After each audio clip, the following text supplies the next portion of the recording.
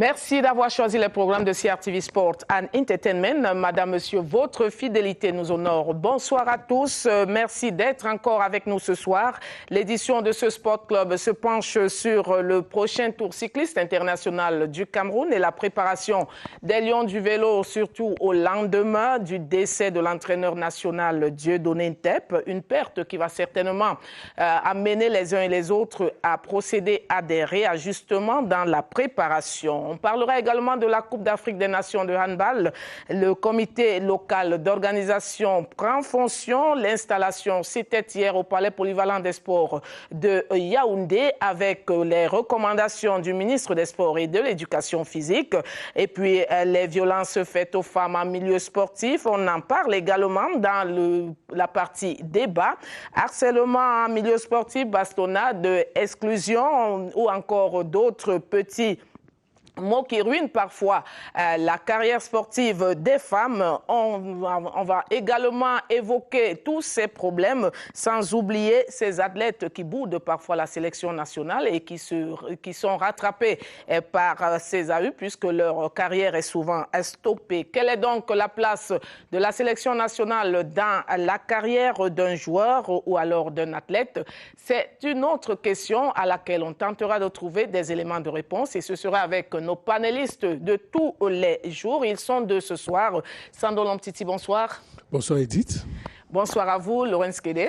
Good evening Edith. Good evening to Sando. Merci à vous tous d'être avec nous. Madame, Monsieur, dans quelques instants, c'est parti. Le coronavirus est une réalité. C'est un virus redoutable qui tue. Il se diffuse rapidement dans les lieux de grande concentration humaine et à travers les contacts rapprochés. Les rassemblements de plus de 50 personnes sont interdits. Respectons les gestes barrières et toutes les mesures prescrites par le gouvernement. Il y va de notre vie à tous. En cas de non-respect, vous vous exposez aux sanctions prévues.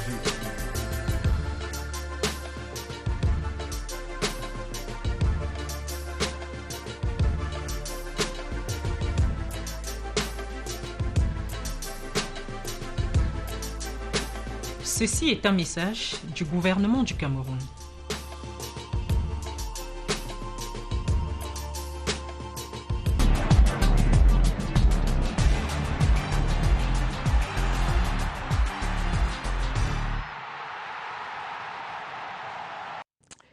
Une fois encore, bienvenue et on ouvre cette édition de Sport Club avec la 24e édition de la Coupe d'Afrique des Nations de handball. La compétition se dispute le mois prochain. Le kick-off de la grand-messe sera donné le 8 juin pour être tout à fait précis sur les différentes dates. Les membres des comités de supervision, les membres du comité d'organisation locale ont donc été installés hier au Palais polyvalent des sports de Yaoundé. Une cérémonie présidé par le ministre des Sports et de l'Éducation physique, le professeur Narcisse Mouelekombi. Il leur a donc demandé de garder les aspects qui concourent à la réussite de cette compétition. Voilà donc un défi qui s'offre au Cameroun à quelques jours seulement de ce kick-off.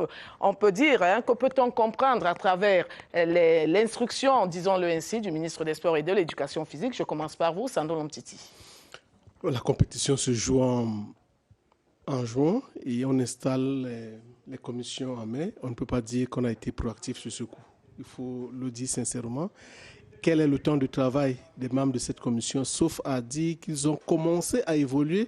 Il fallait tout simplement l'installation. Donc les cadres du ministère des Sports et de l'Éducation physique ont traîné sur ce coup. Quand on imagine que les préparatifs pour la CAN de football qui se joue l'année prochaine ont commencé depuis. On a mis une commission pour l'hymne, pour la mascotte. On a déjà reçu les copies.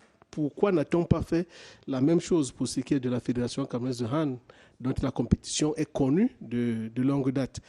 Mais au-delà, à côté de ce que je viens de dire, il faudrait saluer la composition des commissions et des personnes qui les occupent. Il y a un certain nombre d'éléments, un certain nombre de personnes qui rassurent. Peut-être c'est sur leur vécu que le ministre se serait appuyé pour pouvoir communiquer tardivement ces commissions-là. Alors, doit-on dire qu'on a mis les bons hommes à leur place? Oui, je connais quelques noms dans cette commission, que ce soit des représentants des entreprises Junior Bignam, qu'on ne présente plus. De l'autre côté, vous avez des personnalités comme Segbe Kolbe, ancien secrétaire général de cette fédération, ancien arbitre international, arbitre Han. Il y a Kwete, qui est secrétaire général, et d'autres personnalités qui sont dans ces commissions-là. Donc, j'ai la certitude que ça va bien se passer, mais ce serait très bien passé si on avait mis les commissions bien à l'avance. Alors, Sando Lomtiti parle de timing par rapport à la mise sur pied de ces commissions. Est-ce qu'il y a lieu de s'inquiéter, Laurence Kédé? Well, we are 1 month to the competition, but I always say that at the level of handball, the logistics we use is lesser important than in football, for example. Maybe that's why the Ministry of Sports and Physical Education took its time to put in place those commissions. And let's not hide it here. I mean, in Cameroon, we have the major sports, which is football, and the minor sports, which are handball and the others. And handball falling in the minor sports, that's why I think we wasted all this time before putting in place a commission. And when you look at the commission, you find many members of the federation involved, unless like in football, if you want to make a comparison, you realize that in football you find mostly people of the ministry much more involved than people of the federation, whereas here we have a greater involvement of the members of the federation. But I think so far Cameroon has already gotten the experience of organizing international competitions. So I think it's just routine and repetition. We know we are in the midst of COVID-19, and the fact that we have already organized competitions under COVID-19, I think those who have been put in the various commissions already know what lies ahead in terms of tax. But I always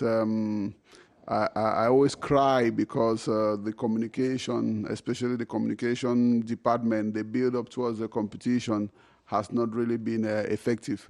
Maybe as we are just 1 month to the competition, maybe the commissions will start working and we are going to have a good build-up and bring Cameroonians to really cheer the indomitable lionesses of handball so that we can go there and why not create a miracle and grab the trophy.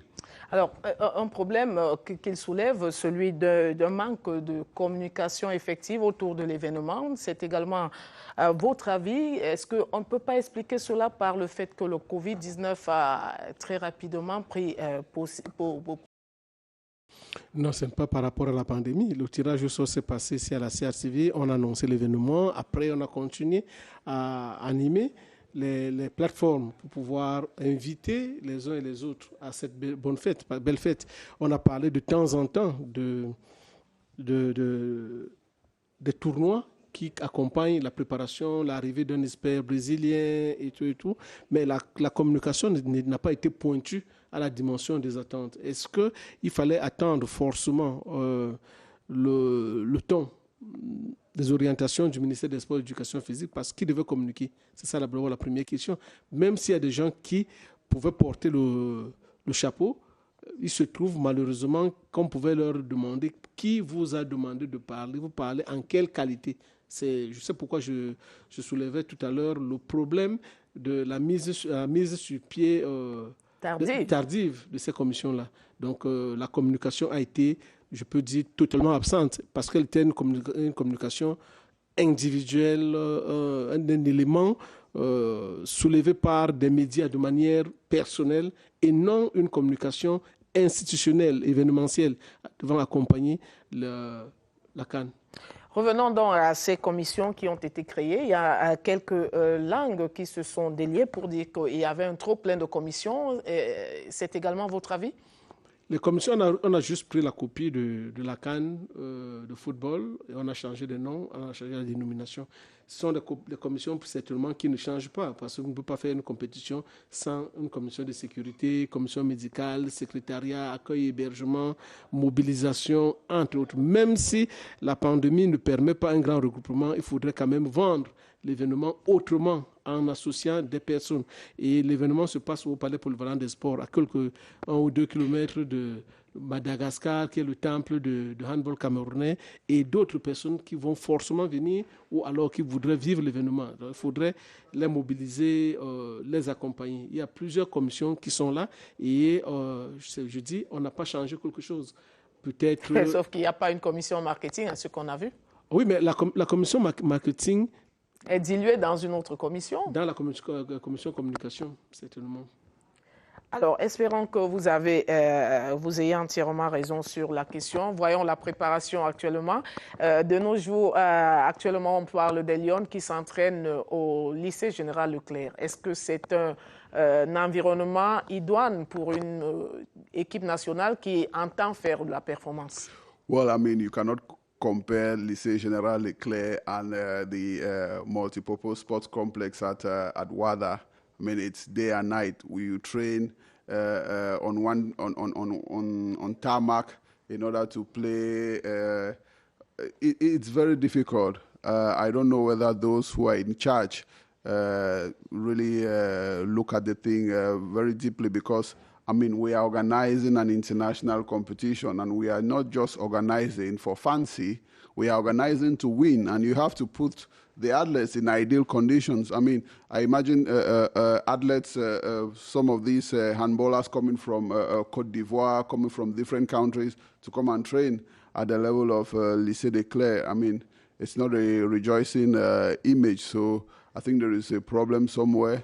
It's rather unfortunate that the simplified gymnasium at the level of Omispor has not yet been completed, but I think they would have looked for another environment where they could train, because I think we have schools like École the INGS. You could train at INGS, or better still at the École de Travaux Publics. Oui, ça aurait quand même été mieux qu'on les y amène. A better environment. So I just have the idea that everybody has forgotten about the handball that is secondary. No matter what happens there, we are just filling in the blank spaces and doing things for formality's sake. But I mean, it's the nation Cameroon, is the image of our nation which is at stake. So something should be done at that level.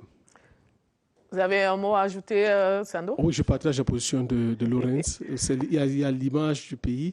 Je soupçonne tout simplement que les entraînements au Palais Polyvalent des Sports ont été arrêtés du fait de l'organisation d'un certain nombre de choses. Mais on aurait pu les délocaliser ailleurs. Oui, la salle d'échauffement qui est au sous-sol, on peut dire, a été occupée par d'autres choses pour la réception, pour l'installation des personnes. Maintenant, diriger, c'est prévoir. Ça veut dire que, puisqu'on savait que c'est comme ça que ça devait se passer, il était indiqué, tout au moins, d'aller les amener dans les écoles, l'école des travaux publics ou l'école des postes, pour pouvoir s'entraîner. On loue l'espace et on leur donne la possibilité de s'entraîner en salle, même si les conditions sur le plan du sol, d'espace de jeu, ne sont pas les mêmes que avec le Palais Polyvalent des Sports, mais c'était quand même ils devaient s'entraîner en salle.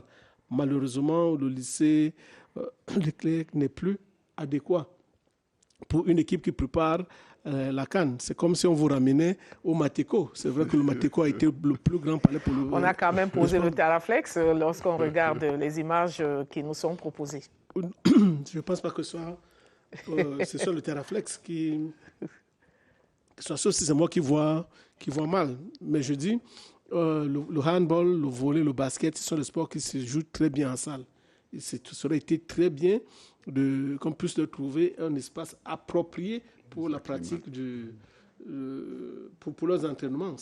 Vous vous souvenez, Edith, à votre époque en tant que joueuse de hand et de volleyball, je voudrais dire, vous aviez de la peine lorsque vous voyagez à plonger quand vous alliez dans les pays du Maghreb, parce que vous sortiez du Matéco où plonger, c'était un suicide.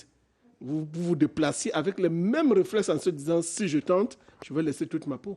Donc, comment vous voulez que les Lions qui s'entraînent pour une compétition qu'on organise chez nous puissent s'entraîner au lycée Leclerc?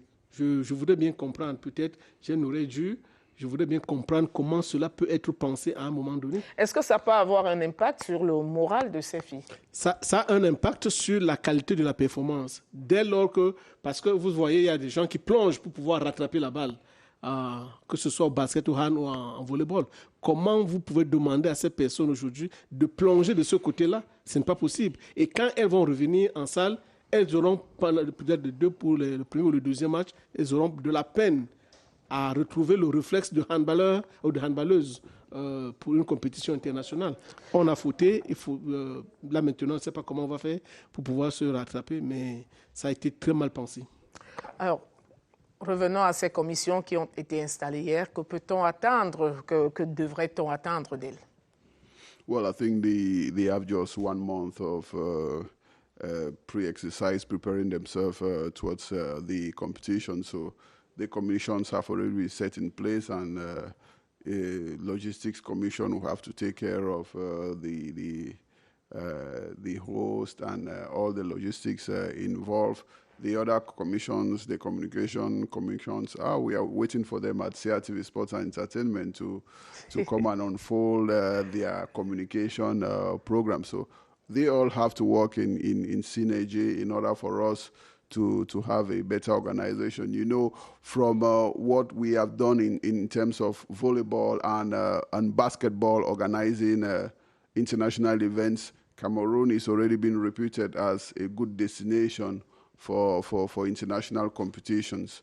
So we can't succeed when we do things in volleyball and basketball, and suddenly when it's handball, things go astray. So we have the obligation, I think these commissions have the obligations to really get there and get us the desired results. But when you look at the members of the commission, I mean, it's going to be routine for them because many of them have taken part in international events and some have been part even in football events. So organizing, it's not really a problem. So we just expect them to do what they have been asked to do. Ah, mais c'est quand même un véritable défi pour la famille handball, le volley et le basketball ayant déjà réussi leur premier test au Cameroun. Oui, je n'ai pas de doute que ça va bien se passer quand je regarde la qualité des personnes qui sont là. Au niveau de l'organisation, tout au moins, elles ont pris part à plusieurs. Le Cameroun a un défi et c'est un défi qui engage plusieurs secteurs. Ce n'est pas seulement les handballeurs. Et n'oublions pas, on le disait, c'est la dernière fois, le sport a produit des élites au Cameroun qui se retrouvent sur tous les plans et qui se reconnaissent comme élites les élites intellectuelles qui se reconnaissent appartenant à une famille. Ça peut être le volley, ça peut être le foot, ça peut être le hand, ça peut être le basket, entre autres. Donc, quand je vois d'autres personnes qui apportent leur contribution pour le succès de l'événement sans être de la fédération officiellement, j'ai la faible... je peux dire que la fête sera belle, elle va réussir. Maintenant, elle sera belle sur le plan organisationnel, mais est-ce qu'elle sera belle sur le plan de la performance sportive? Il faudra enlever la pression sur les athlètes. On ne va pas dire que participer pour participer, mais elles sont là pour offrir le meilleur d'elles-mêmes. Je n'ai jamais vu, rarement on a vu des athlètes et leurs entraîneurs descendre sur le jeu avec pour ambition de se faire battre. C'est-à-dire chacun veut gagner et tout. Donc la performance sera positive sur ce plan-là, sans dopage, sans tentative de tricherie. Les Camerounaises vont donner le meilleur d'elles-mêmes pour avoir un rang acceptable, c'est-à-dire demi-finaliste ou finaliste. Pourquoi pas remporter? Mais est-ce qu'on joue encore au niveau du handball camerounais quand même? Est-ce qu'on organise encore pour ne pas gagner, même si on dit toujours que il ne s'agit pas d'organiser, on ne gagne toujours pas quand on a organisé? Non, le problème, c'est aussi le respect des adversaires. Quand vous regardez les équipes qui sont en face de nous, qui ont des championnats mieux structurés, qui ont des habitudes bien ancrées, il faudrait dire aujourd'hui, plus d'1 mois avant le début de la compétition, à ceux qui nous suivent à partir du Cameroun, que nous ne pouvons pas déplacer les montagnes. C'est-à-dire face à l'Angola et à l'Égypte et aux autres pays c'est comme quand le Cameroun joue au foot. C'est-à-dire, tout le monde savait que la pire des performances du Cameroun, c'était la demi-finale. Au jour d'aujourd'hui, acceptons que les autres pays se sont mieux préparés que nous sur le plan sportif. Comment vous voulez déjà à près d'un mois du début de la compétition, qu'il y ait des éclats de voix. On vous dit que non, telle écurie ne va plus prendre part aux activités de la fédération avant la tenue du processus électoral. Donc ça veut dire que de l'intérieur, nous sommes déjà divisés. Sur ce plan-là, il faut qu'on commence à se préparer. Est-ce que les joueuses seront concentrées? Qu'est-ce qui a été fait? Qu'est-ce qui doit être fait pour pouvoir ramener le calme, à défaut de ramener la paix?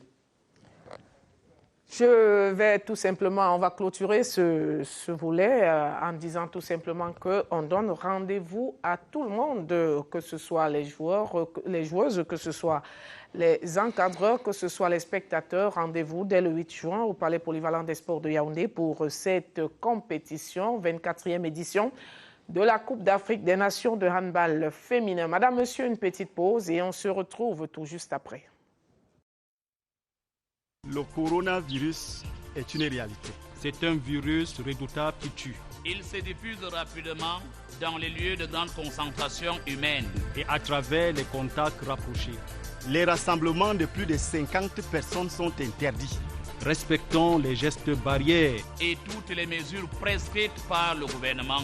Il y va de notre vie à tous. En cas de non-respect, vous vous exposez aux sanctions prévues.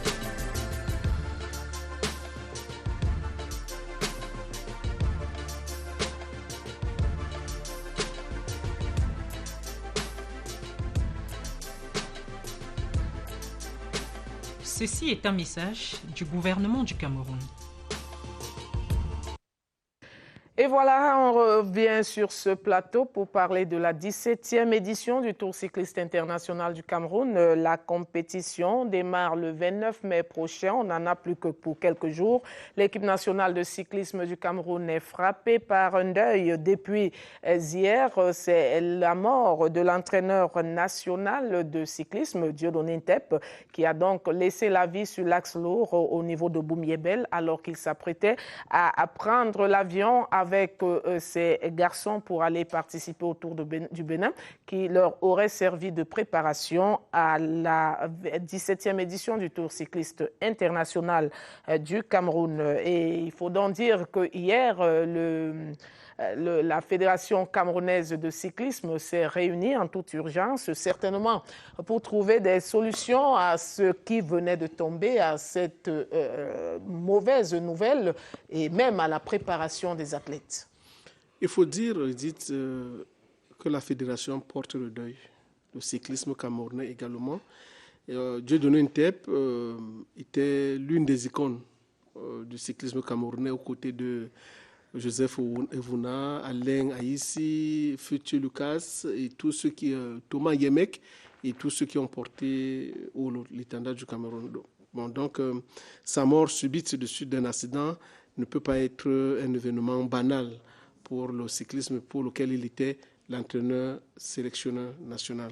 À partir de ce moment, les données vont changer pour les athlètes, tout comme pour la Fédération camerounaise de cyclisme, qui a été proactive pour annoncer avec beaucoup de peine la douleur qui déchire ce monde et qui déchire la famille Ntep.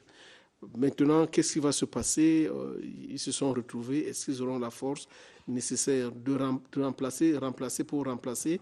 Qui est là? Est-ce que Joseph Ovouna va continuer à jouer le rôle de DTN et d'entraîneur national? Parce que c'est l'expert camerounais le plus capé en cyclisme au jour d'aujourd'hui. Est-ce qu'il va, juste le temps de se préparer, il va continuer à oui, s'occuper? Justement, parce qu'il y a quand même une situation d'urgence. Il faut que ces athlètes se préparent pour mieux aborder le Tour cycliste international du Cameroun. À ce moment-là, qu'est-ce qu'il y a lieu de faire? Well, already, you know, it's a shocking news for the Cycling Federation. The meeting they held already, they decided not to go to Benin to cancel the trip to Est-ce Benin. que c'était une bonne résolution?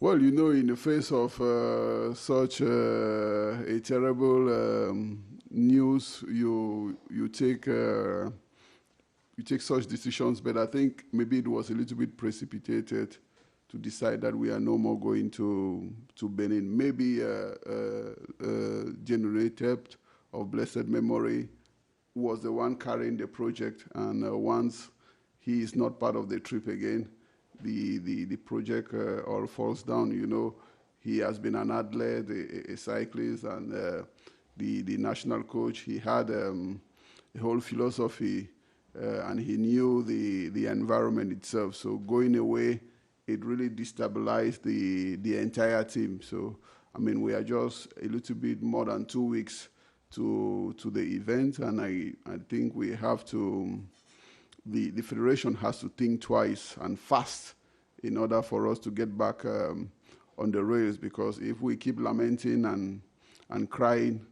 days are approaching and will not be able to catch up or to prepare effectively. The federation decided that we are no more going to Benin, because Benin would have been an interesting stage, going out there, getting involved in an international competition. The athletes are going to warm up, the cyclists who would have done a good preparation out there in Benin before coming back home for the international cycling tour. Well, the federation has decided. Maybe they have their own reasons, but we are not seeing the way out. It's really a big blow to cycling. It's a big blow to the federation. And for now, many are those who are still speechless. Alors, Sando, comment est-ce que vous réagissez à cette décision de ne pas prendre part au Tour du Bénin? Oui, ça confirme que la fédération porte le deuil. On a perdu Dieudonné Tept, mais il y a aussi d'autres personnes qui ont été blessées dans ce tragique accident. À partir de ce moment-là, la fédération a pris la décision la plus sage, à mon avis, de ne pas partir. Parce que le cyclisme, c'est un sport collectif. Vous partez déjà avant même de quitter votre sol, vous perdez une personne.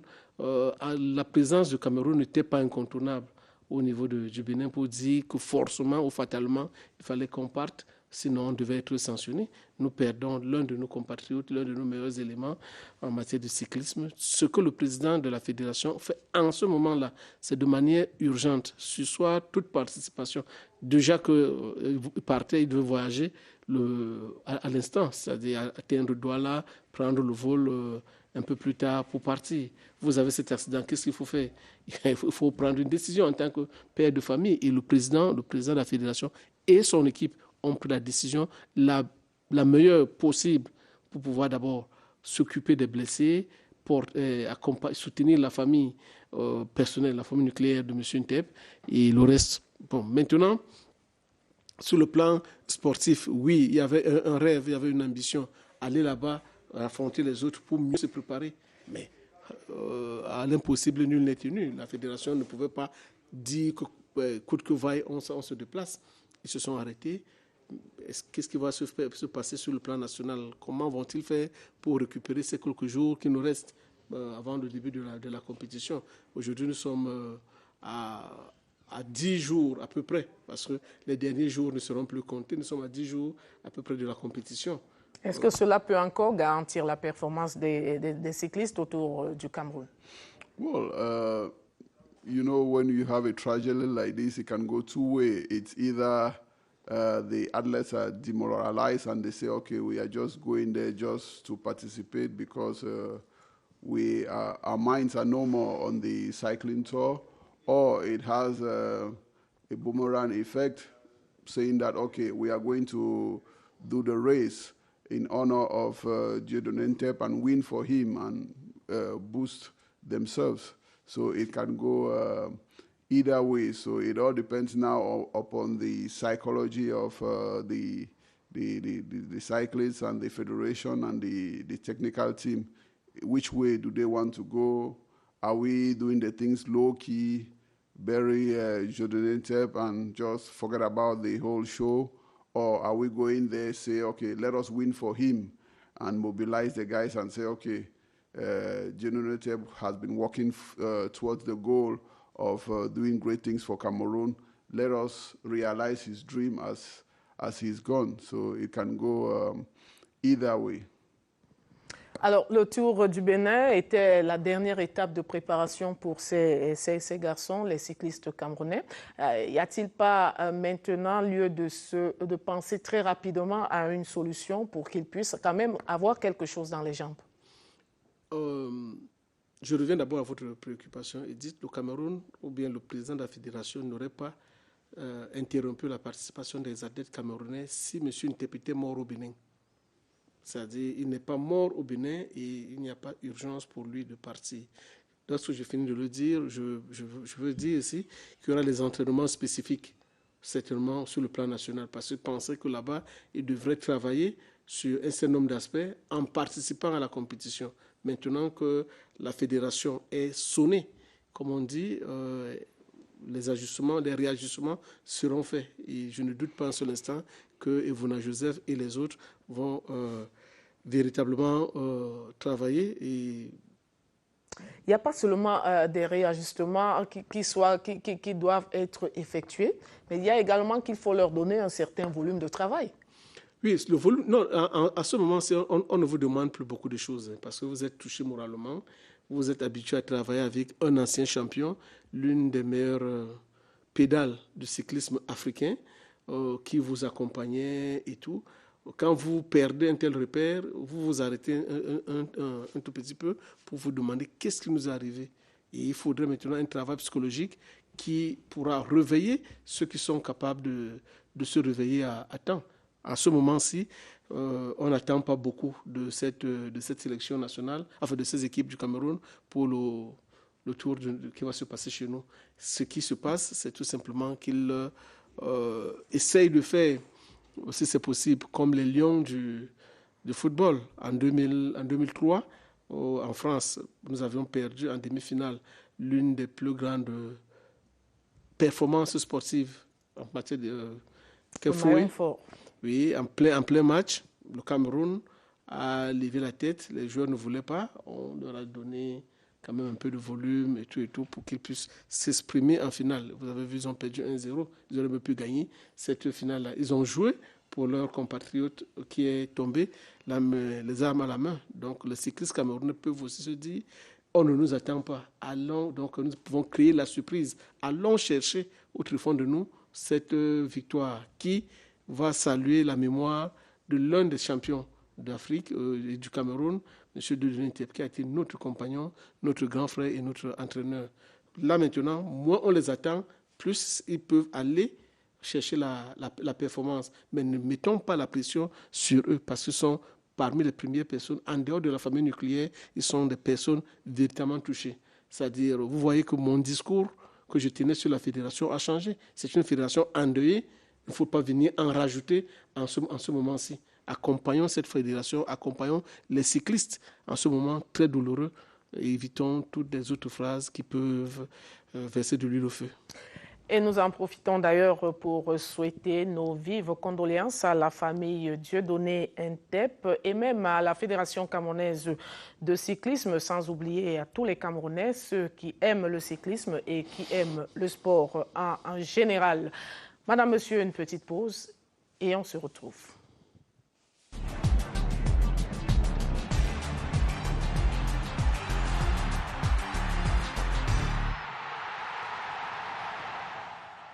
Et voilà les sujets de la pause actu épuisés. On va rentrer dans la première partie de notre débat et il concerne les violences faites aux femmes en milieu sportif. Les plaintes, on en entend tous les jours. Pratiquer le sport en tant que femme n'est pas toujours chose aisée. Malgré l'évolution des mentalités et les sanctions prises à l'encontre des auteurs, eh bien, les femmes continuent d'être l'objet de beaucoup de certains comportements et attitudes peu orthodoxe de la part de la gente masculine, harcèlement, exclusion qui aboutissent parfois à des arrêts de carrière. On en parle aujourd'hui et il y a quelques mois seulement, c'est la Fédération camerounaise de karaté et discipline affinitaire qui en faisait les choux gras de la presse.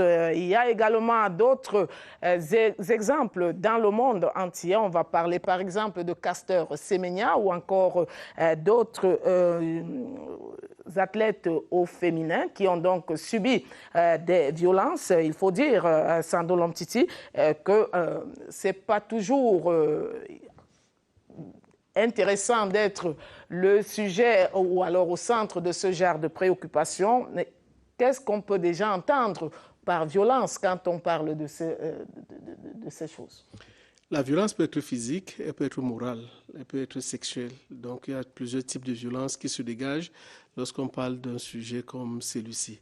Il y a des violences qui sont des violences provoquées, il y a des violences créées. Je commence par les violences provoquées. Quand nous autres, nous étions très jeunes, pour voir le slip d'une fille, tu transpirais jusqu'à.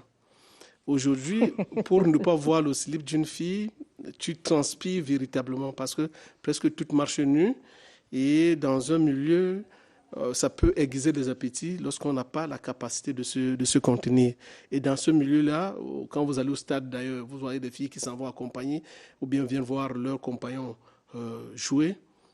C'est à peine si elles ne marchent pas nues, des jupes sexy, des strings se font voir et tout. Bon, si 10 personnes s'arrêtent, la 11e ne va pas s'arrêter. Donc les femmes elles-mêmes aiguisent, et vous les entendez même dans le milieu du sport. Ne faisons pas la fine bouche. Ah, ça fait 6 mois qu'on ne m'a pas dragué. OK, vous venez qu'on vous drague, on va vous draguer. Et avec ce que ça accompagne. Bon, maintenant, quand ça ne marche pas là-bas, c'est personnes qui se sont venues, disons des choses telles qu'elles se présentent. Quand ça ne passe pas bien là-bas, on vient se lamenter si on m'a fait ci, on m'a fait ça. Les filles elles-mêmes... Qu'est-ce qu'on doit comprendre? Que ce sont les femmes qui sont à l'origine de tout ce qui leur arrive, de leur malheur? Il y a plusieurs éléments. Les filles sont à l'origine, les hommes sont incapables de se contenir. Il faut avoir la maîtrise de soi. Ce n'est pas parce qu'on a vu une femme nue quand forcément on faudrait bondir dessus. Mais je dis que dans le contexte que je connais, le contexte camerounais, il y a beaucoup de choses qui sont parfois provoquées par des femmes. Et restons dans l'environnement sportif à présent, oui, restons dans ce milieu pour circonscrire. Dans ce milieu, justement, je donne un exemple naïf. Pourquoi les filles elles-mêmes n'ont pas le courage de venir se plaindre ou à participer au débat? Ce débat, on aurait bien pu avoir une femme ici pour dire, lorsque j'étais athlète, on m'a fait ci, mais malheureusement, les invitations ont été bottées en touche. De quoi a-t-on peur? Alors, je pars de ce que Sando Lomtiti vient de dire. Est-ce que c'est un danger que de mettre les hommes et les femmes pratiquant du sport ensemble? Well, we should take the origin of sports. Sports, it's sometimes physical exercise. And when you look at the build-up of a man and a woman, there are two different build-ups. They are philosophers or current. They are social thinkers who believe that women should not be involved in sports because it's physical and it's not their role. So once women come into that setting, it becomes something odd. It becomes something not natural, in quotes. Just take, for example, you have a football game at Elite 1 or Elite 2, and the referee, you have 22 men running behind a leather ball, and at the middle you have a woman who is the referee. Mm-hmm. I mean, for the players, it's something intriguing, and there will always be instances where they will always like to push the referee because it's just as if she is not in her rightful place. So even the violence on women, it's not only in the context of having men and women.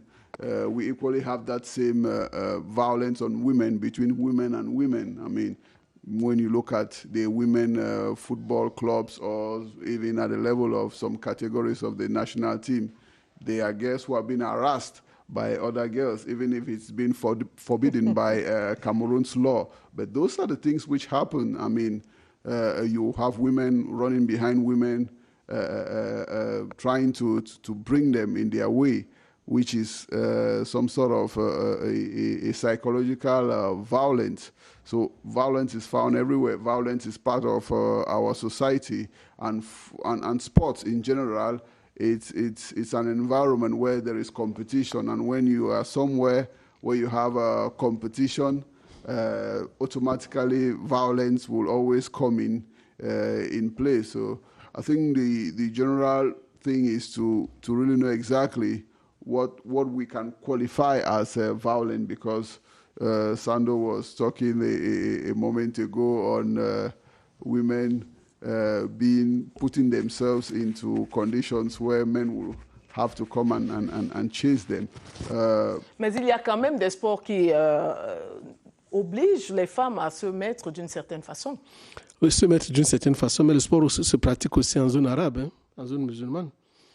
Il y a les mêmes disciplines et ce ne sont pas les mêmes libertés. Ce n'est pas parce qu'on veut copier l'Occident que forcément on devrait être... Je vais prendre l'exemple du volleyball ou de l'athlétisme. Le volleyball avec des shorts qui ont pratiquement l'apparence d'un slip, disons-le ainsi. Et ce sont des tenues qui ont été agréées par les instances internationales. Oui, des tenues qui ont été agréées, mais j'ai vu l'Algérie, l'Égypte ici au Cameroun la dernière fois. Elles ont joué. En couvrant juste la tête. Oui, en couvrant la tête, juste mais ce n'était pas si moulant à faire ressortir toutes les formes. C'était exactement des moulants, M. Sando. Soyez quand même, je suis assez sincère, honnête envers vous-même. Je suis sincère là-dessus et je dis bien que lorsque vous vous prêtez à un jeu, vous vous préparez à vous faire aborder. Parce que c'est de ça qu'il s'agit. Il y a des athlètes qui viennent sur le terrain. Lorsque vous arrivez aux entraînements, oui, parce qu'on pratique l'athlétisme, vous allez au stade Omnisport, une jeune fille doit s'entraîner, elle se déshabille pratiquement pour reporter l'autre tenue. Vous êtes dans les gradins, vous voyez tout ça. Ah oui, ça c'est parce que l'athlétisme prête à ça que non. Je parle des tenues. Oui, je parle des tenues. Ça dit, elle se déshabille d'abord, elle vient d'abord en une tenue, elle se déshabille, et pour maintenant porter une autre tenue. But when you look at all the kits, all the sports kits are already designed in a way that it's sexually appealing, even for the men. I mean, in those days you had jerseys who were big, but these days the jerseys are close to the body so that all the muscles are being exposed. So, I mean, maybe violence is being provoked nowadays, and at one point it's even difficult to determine where the violence really lies, because sometimes we heard of stories where an athlete is not selected and she would say, no, it's because the coach was after me and I refused his advances, that's why I'm not being selected. Nous connaissons quand même que le pourcentage est très élevé chez les femmes, des femmes qui parfois mettent fin à leur carrière juste parce qu'elles n'ont pas pu supporter ou alors gérer ce genre de détails. Oui, il y a pour être aller au fond du sujet, hein, c'est-à-dire il y a des filles, il y a des dames qui décident de mettre un terme parce qu'elles ont été harcelées et elles n'ont pas pu aller le plus loin possible. Il y a maintenant celles qui ont eu un mental un peu plus fort et qui ont dit, moi, je ne cède pas à cette tentation. Je crois en ma performance. Peut-être ce n'est pas le lieu de le dire, mais j'en connais une qui a été championne olympique, qui a refoulé les avances d'un sélectionneur, d'un formateur russe, qui l'a menacé, qui l'a poussé presque à sortir du centre de formation. Vous voyez là de quelle discipline je parle. Mais elle allait au-delà de ce qu'on pouvait attendre pour pouvoir porter des médailles. Je dis bravo. Bon, maintenant, est-ce que tout le monde a le même mental? Il y a lieu d'en douter. Oui, les hommes sont des prédateurs. Oui, les femmes provoquent. Ça aussi, il faut se le dire, parce que celles qui viennent vous dire par moment... Monsieur Sando, vous avez bien tendance à défendre les hommes dans cette histoire. Qu'est-ce qui attire les hommes chez les femmes comme cela? Edith, je ne défends pas les hommes, mais je peins la société. Je présente les faits tels qu'on pourrait les voir. Nous avons parlé abondamment ou surabondamment de la situation qui s'est présentée à la Fédération camerounaise de karaté. Mais ça s'est passé parce que peut-être il y a des voix qui se sont levées. Mais la Fédération camerounaise de karaté et son président, ce n'était qu'un entraînement de la maternelle par rapport à ce qui se passe dans d'autres fédérations. On a échappé, on a manqué de se qualifier aux Jeux Olympiques dans une fédération dont j'ai oublié le nom, parce que l'entraîneur national avait pris sur lui de faire la cour à deux de ses joueuses qui sont des amis et tout. Je ne sais pas de quelle discipline. Mais ça a eu de la répercussion. Les filles ont dit, OK, non, on ne vient pas. Et tout. Donc, il y a bien de choses qui se passent au sein des fédérations sportives. Il y a de violences, comment je fais ça, morales. C'est-à-dire, ce n'est pas un pas sexuel. Il y a le regard qu'on porte sur vous parce que vous avez des formes, vous êtes peut-être grasse, trop mince et tout et tout. Justement, donc, les filles subissent plusieurs types de violences qui peuvent impacter sur leur performance. La violence peut être verbale.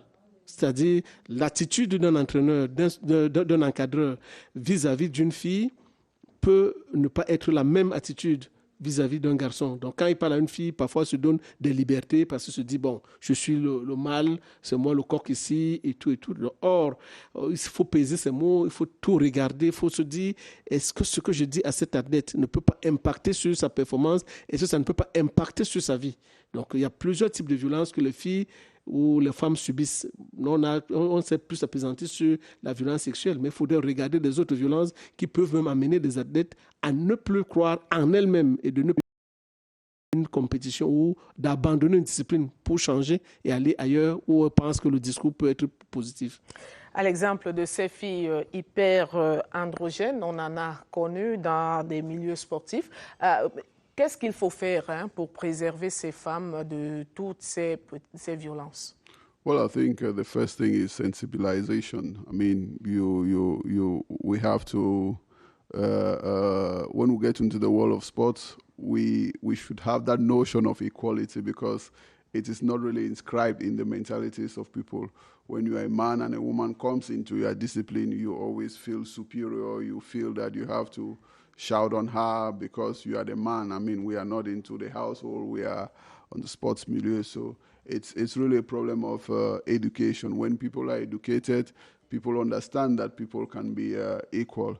It's true that we are in Africa and we have our cultures, and men always have the tendency to reimpose their point of view on the women, and it just looks as if it's something natural, and even the way we speak to one another. That's why at one point I was saying that it depends upon the context, because what can be considered as verbal violence in one setting, you get to another environment, what is considered verbal violence in one setting, it's not considered violent in another setting. So it all depends upon the environment and the type of education we receive. So women equally going into sports, they should understand the environment in which they are in. Sports, it's a male-dominant environment, even if you have disciplines which are dominated by women, or you have sections of disciplines which are all women, but at the hem of it, you'll always find men. So coming into such an environment, you should understand where you are going to. On n'a malheureusement pas eu l'avis des femmes, alors qu'on les avait bel et bien invitées sur ce plateau pour nous parler de quelques expériences qu'elles vivent sur le terrain. Mais Sando, doit-on mettre ces femmes et ces hommes ensemble pour pratiquer une discipline sportive? Oui, déjà, vous parlez de l'absence des femmes. C'est aussi la violence faite aux hommes par les femmes. On ne peut pas vous inviter sur vous un sujet... Vous vous sentez frustré? Oui, c'est un sujet qui les concerne au premier chef. Donc, je pense que les dames devraient être ici pour pouvoir nous dire ce qu'elles vivent, ce qu'elles savent de ce milieu-là. Ne pas venir, c'est peut-être nous manquer de respect, nous autres. Nous ne pouvons pas porter leur chapeau mieux qu'elles. Donc, ce sont elles qui vivent ce qu'elles vivent. Communément, on dit, c'est celui qui dort avec sa tortue qui sait comment elle respire. Donc, ce sont elles qui sont victimes, qui se déclarent victimes, parfois lorsque ça n'a pas marché entre eux là-bas. Mais quand ça marche, je t'aime, il y a le je t'aime moi non plus. Donc, maintenant, qu'est-ce qui se passe? Venez nous dire, on ne vient pas. Et vous pensez que ce sont les femmes seules qui sont victimes? Nous en sommes victimes. Laurent, ce mois, on attendait un débat avec les femmes qui ne sont pas venues. Bon, maintenant, est-ce qu'il faut mettre les femmes avec les hommes? Oui, nous appartenons à... Quand on part aux Jeux Olympiques, ça se passe comment? Quand on part aux Jeux africains, ça se passe comment? Les Jeux scolaires, ça se passe comment? Dans les établissements scolaires, nous faisons le sport ensemble. Donc, ça ne veut pas dire que parce qu'il y a des violences, qu'on puisse les séparer. Non, il y a le sport des femmes, il y a des compétitions des femmes, mais ce sont les mêmes disciplines sportives qui se pratiquent. Il y a le cyclisme que nous accueillons à la fin de ce mois, il y a les femmes qui font cette compétition. Il y a la CAN de Han qui s'est passée sur les messieurs, ainsi de suite. Donc, on ne peut pas les dissocier. Tout ce qu'il faut faire, c'est mettre des sanctions fortes contre ceux qui essayent, de quelque manière que ce soit, de violer l'intimité des autres. Parce que les hommes violent l'intimité des femmes, mais les femmes aussi violent les intimités des hommes. Quand vous arrivez, vous agressez de par votre façon de vous habiller, quand vous agressez de par vos gestes et petits cadeaux, vos petites attentions qui masquent quelque chose, celui qui est capable de vite lire et de vite interpréter, c'est une balle courte. En volleyball, il se match vite. Bon, maintenant, il ne faudrait pas que l'équipe adverse commence à se plaindre. Quand c'est fait sciemment, oui, mais quand ce n'est pas fait sciemment... Vous savez, les femmes sont... Je vous parle d'un livre que vous avez certainement lu et que vous lisez très bien, qu'on appelle la Bible. Lorsque Adam était seul au jardin, il y avait la paix. Et Dieu a voulu déstabiliser cette paix en amenant la femme. La seule fois où on a laissé la femme seule, vous imaginez ce qui s'est passé. Donc, la femme est parfois responsable de tout ça. C'est-à-dire, l'homme va résister, mais jusqu'à quand? Merci pour le parfois. Je suppose donc que tout ne vient pas toujours d'elles. Malheureusement, elles ne sont pas là ce soir pour nous parler, pour nous donner leur point de vue et peut-être permettre à Sando Lomtiti de voir le problème sous un autre angle, ou encore Laurence Kédé. En tout cas, c'est un sujet qu'on va remettre sur la table des discussions dans les tout prochains jours. Madame, Monsieur, on se retrouve après ceci. Le coronavirus est une réalité. C'est un virus redoutable qui tue. Il se diffuse rapidement dans les lieux de grande concentration humaine et à travers les contacts rapprochés. Les rassemblements de plus de 50 personnes sont interdits. Respectons les gestes barrières et toutes les mesures prescrites par le gouvernement. Il y va de notre vie à tous. En cas de non-respect, vous vous exposez aux sanctions prévues.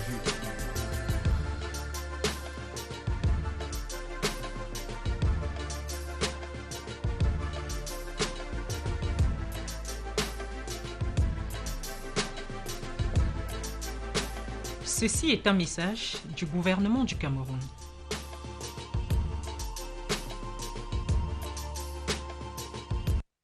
Abordons donc la dernière partie de cette édition de Sport Club. Un autre sujet sur la table des discussions, les relations entre athlètes et sélection nationale, les rapports qui ne sont pas toujours paisibles entre les deux entités et pour des raisons personnelles. Eh bien, les athlètes boudent souvent les convocations dans les sélections nationales, les convocations qui leur sont adressées pour participer à des compétitions. Alors, question très rapidement, que peut représenter une sélection nationale pour un athlète? Je commence par vous, Sando. Défendre les couleurs de son pays est la chose la plus prestigieuse qui soit, quel que soit l'athlète. Maintenant, qu'est-ce qui peut empêcher un athlète de venir? Il y a plusieurs conditions, il y a plusieurs éléments, je voudrais dire. Il y a l'ambition personnelle pour ceux qui sont des Africains de rejoindre une autre sélection nationale. Ils sont à la part du gain. Ceux qui veulent aller en Allemagne, en France, je ne sais pas dans quel autre pays, ils peuvent vous dire que moi, je ne me sens pas à l'aise en sélection nationale, sauf que certains viennent retirer leur pension retraite dans leur pays dit d'origine lorsque ça n'a pas marché là-bas. Je peux citer le cas de Charles Tange et bien d'autres, Paul Ntep, qui a dit qu'il ne se reconnaissait pas dans les Lions indomptables. Mais quand ça n'a pas marché, il a commencé à ramper pour venir. Donc, la part du gain peut être un élément. La mauvaise organisation d'une fédération ou bien d'une sélection peut réduire l'engagement d'un athlète à venir. Je vous donne un exemple. Vous pouvez parler du cas de Joël Matip, qui, bien qu'il ait envie de jouer pour son pays, les choses ne se sont pas souvent passées telles qu'il voulait. En 2016, on a vu comment on a voyagé pour aller en Afrique du Sud et tout. Son frère Mavin Matip était venu et il s'est rendu compte que ce n'était pas professionnel. Est-ce que les données ont changé? Il y a lieu d'en douter. Ça peut être un impact. Bon, maintenant, il y a des éléments de concurrence. C'est-à-dire, le joueur se rend compte que si je viens, je suis titulaire dans mon club, mais si je viens en sélection, je peux être la 4e ou la 5e doublure. Au lieu de venir chauffer le banc et encaisser la honte, je ne viens pas. Bon, il faut être un joueur de grande hauteur pour se dire, je viens, la concurrence est sur place. Et vous avez vu, c'est dans cette concurrence que le Cameroun a certainement plus gagné avec Thomas Nkono, Joseph-Antoine Bell, Jacques Songo et bien d'autres. Les 3 premiers cités ont été le trio majeur autant, je voudrais dire, du football africain, parce que ce sont les 3 qui sont sortis, les 3 meilleurs gardiens africains du siècle dernier. Donc, ça veut dire qu'on peut venir et arracher sa place pour pouvoir, face aux autres. Maintenant, il y a les familles peuvent vous dire, ne venez pas parce qu'il y a telle ou telle raison. Je ne veux pas citer le nom du joueur qui a évolué en France et qui devait être là en 2010 pour la Coupe du Monde. Et le manager d'un autre joueur est allé dire à la famille que non, si votre fils vient, on va lui balancer une incontinence comme on avait balancé à Diop, et donc vaut mieux ne pas venir. Le joueur n'est pas venu et ça a profité à ce manager-là qui a placé son poulain qui est en sélection. Donc il y a beaucoup d'éléments qui peuvent concourir à l'absence d'un athlète, je parle du cas du Cameroun, en sélection. Maintenant, qu'est-ce qu'on gagne ? On gagne en notoriété. Qu'on vous le veuille ou non, lorsque vous évoluez sous les couleurs de votre pays, vous avez la visibilité que parfois vous n'avez pas en sélection. Et autre chose, quand vous êtes en club et qu'on vous dise, nous allons jouer le match amical contre tel pays, sélection contre sélection, c'est ce que vos coéquipiers vous disent. Vous allez où ? Oui, mais c'est peut-être également cette même visibilité qu'ils ont en club qui fait à ce qu'ils boudent la sélection nationale par moment. Well, I think the club is always a priority because you are at every end of the month, it's the club that pays you your bonuses, your salary. Your entire career is first linked to your club. The national team just comes in as a bonus. It's the patriotic spirit that brings you to play for a national team for those who are really origin of that country. But for others who just have some sort of parental link, they use the national team as a bonus in order to have a greater market value. Because when you look at athletes, especially in the case of football, when you play only for your club, you have a certain market value. But when you play and you are an international player playing for your national team, your market value increases. So some come in to play for the national team just to have that market value. That's why sometimes when you look at the recent list of convocations at the level of the Indomitable Lions of Cameroon, you always find 33 players, but at the end it's just 24 players because from 24 to 33, all those names are just there to fill in the blank spaces in order to have a better market value. So the clubs need the nation and the nations. The nations need the players, and the players equally need the nations. If you take the so-called small disciplines, that's where we really have a big problem of wearing the national colors. We have many athletes here, whether it be them judo or be them track and field athletes. Immediately they get out there with the name Cameroon and they have a certain performance at the international level, they have the tendency of changing their nationality. There you realize that the national team is not something you do for your country, but it's just like a stepping stone or a springboard you use to get to higher heights. Oui, une sorte de tremplin pour pouvoir améliorer la valeur marchande d'un joueur. Il y en a qui le font et on a toujours d'ailleurs remarqué que ceux qui se sont amusés à le faire n'ont pas toujours eu une carrière intéressante. C'est ce que je disais, Edith. Que représente la sélection nationale pour un athlète? La question, je pense, Joseph-Antoine Bell peut bien vous répondre à ce cas. Prenez l'exemple de 88. Bell était partagé entre la sélection nationale et son club.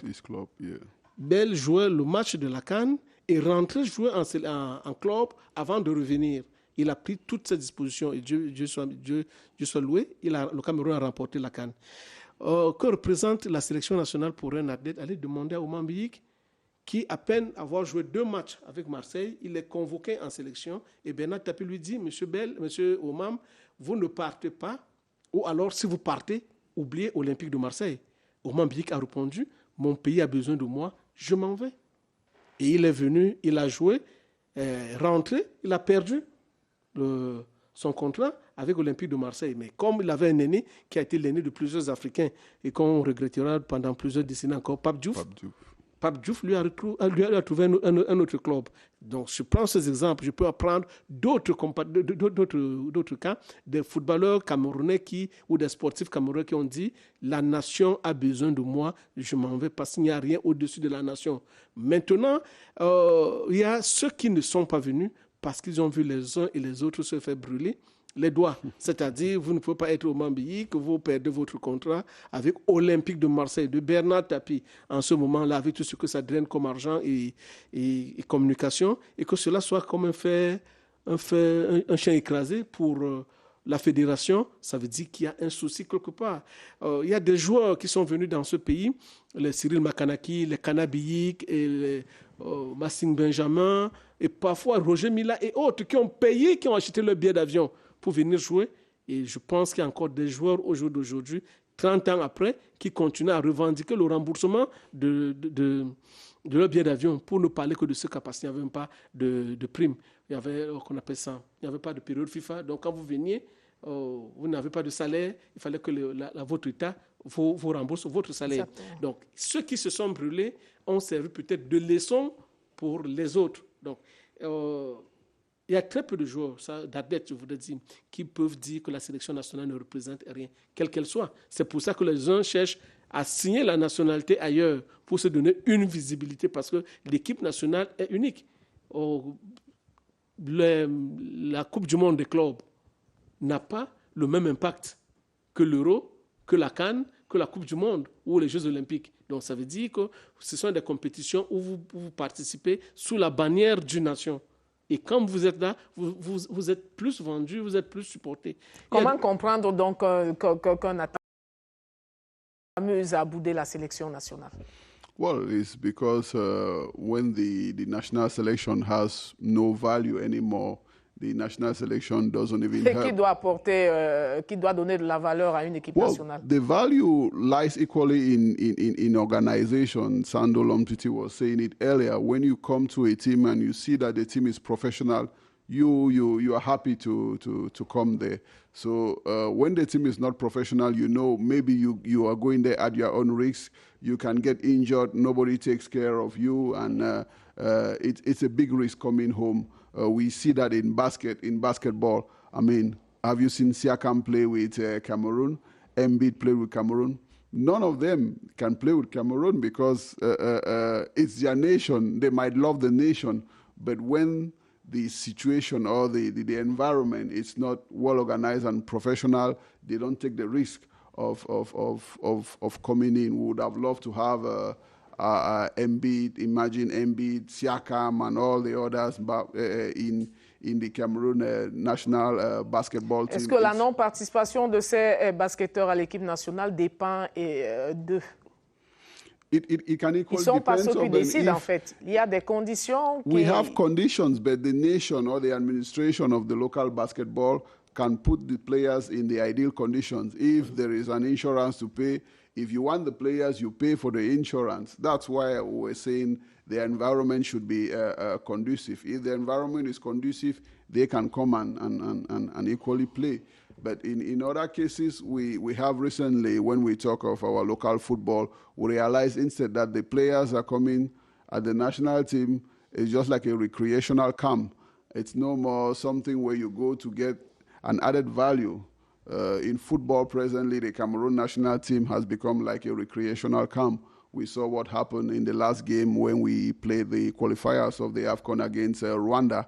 I mean, players coming into hotel, relaxing, families, friends, girlfriends. Mm-hmm. So you realize that you don't do that in club, but you come and do it at the level of the national team, because the national team now is being considered as a recreational camp, not as something that's going to give you an added value, but like a resting ground. So it depends upon the environment put in place, the administration put in place. That's where the athletes would decide either to come in or not go in. Sando, vous êtes d'accord avec cette analyse? L'équipe nationale devient un lieu de récréation? Oui, l'équipe nationale est devenue un lieu de récréation parce que par moment, il n'y a pas des hommes capables de dire, de siffler la fin de la récréation.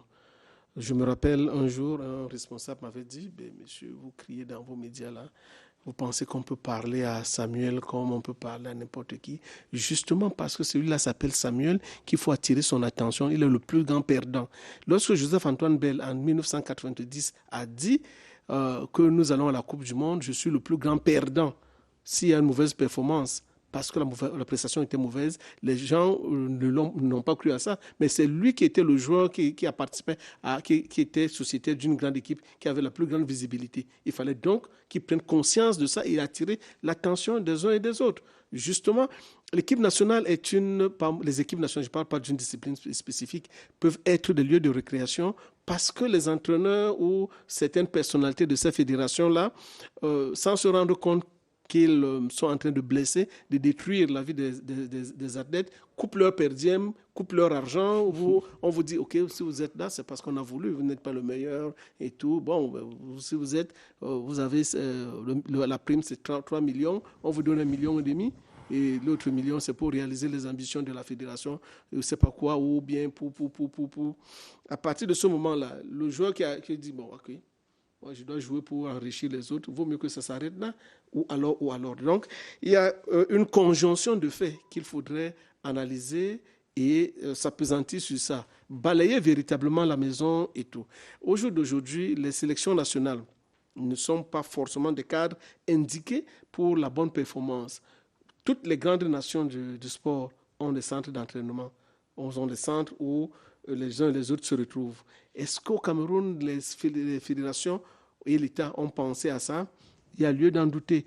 Toutes les fédérations sportives nationales ont des éléments marchands, c'est-à-dire les éléments du merchandising, des boutiques et autres. Vous pouvez avoir des contrats avec des entreprises. Le joueur sait que de par ma performance en club, je suis appelé et je prends un élément à la Fédération camerounaise de football. Il y a ce qu'ils appellent le top sponsor, la prime de top sponsor qui s'appelle trimestriellement. Mais pour que vous bénéficiez de cette prime-là, il faut que vous ayez été sélectionné au moins une fois lors du trimestre passé. Bon, donc, les joueurs, le sport camerounais n'est plus vendu, n'est plus vendable tel qu'on peut l'imaginer. Tout à l'heure... Donc, qu'est-ce qu'on doit conclure?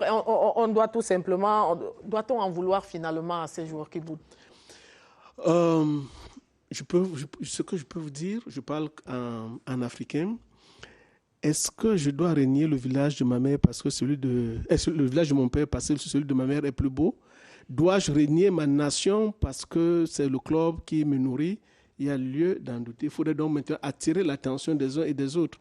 Ce que je veux dire, c'est que vous avez parlé, Laurence a parlé de Joel Embiid, de Siakam et autres qui ont véritablement besoin de venir. Mais quand vous vous appelez Embiid et que votre police d'assurance et les frais engagés pour votre traitement ont tourné autour de 15 milliards de francs CFA, l'équipe ne vous laisse pas. L'équipe 15 milliards, ça ouvre 15 micro-entreprises et le pays vit.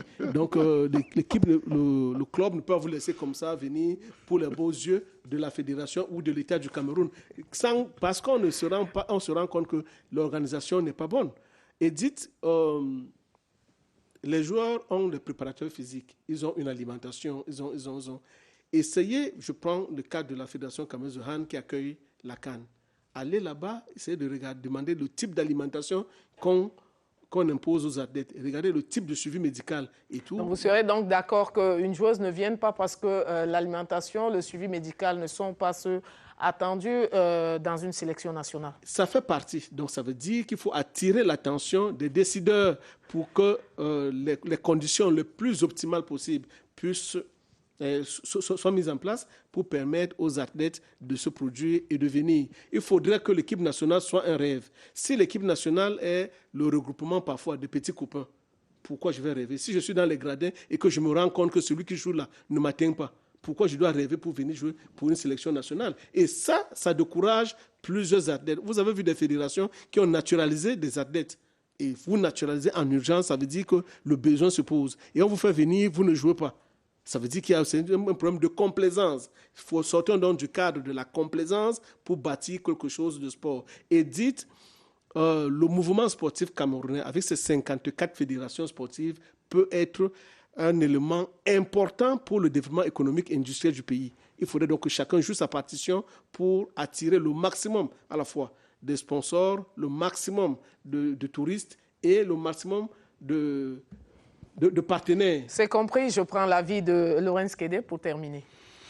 Well, I think the national selection is always an ideal place for any serious athletes. We just have to put an ideal environment such that each player coming in will have a greater market value, and the market value is beneficial not only for the athlete, but equally for the nation. Et c'est avec vous, Laurence, que nous allons mettre un terme à cette édition de Sport Club avec un tout petit regret, celui de n'avoir pas eu les femmes sur le plateau pour nous parler de leurs problèmes en termes d'encadrement sportif et même de réalisation de carrière. On a parlé de harcèlement dans ces milieux de sport au féminin et on a pris quelques exemples et on espère tout simplement que la prochaine fois, les dames seront bel et bien là pour défendre leur chapelle. Madame, Monsieur, merci d'avoir été avec nous ce soir. Sport Club, c'est la fin. Bye bye.